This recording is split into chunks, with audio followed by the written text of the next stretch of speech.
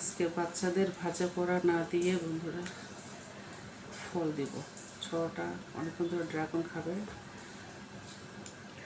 খালি বলতেছে ড্রাগন কেটে দাও, এখন আবার নাই, সে বাসায় চলে গেছে।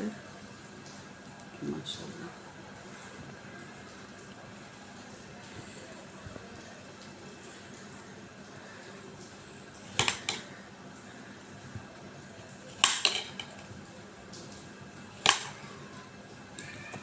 বলছি যে এই সময় আমের সিজন, আম খাওয়া ফল খাওয়া না, তাদের ভাজা পোড়া না হলে নুডলস লাগবেই, এদের সব কিছুই লাগবে। এই সময় কিন্তু ফল খাওয়াই বেশি বেটার, ভালো। আর যাদের মুখে দাগ বা যে কোনো যেটা ছোট ছোট কি দানা বলে, আল্লাহর রহমতে আমার হয়নি এগুলো কখনো। এখন অনেক মেয়েদেরই দেখি পানি খেয়ে না ভাজা পোড়া খায়, ব্রণের দাগ হয়।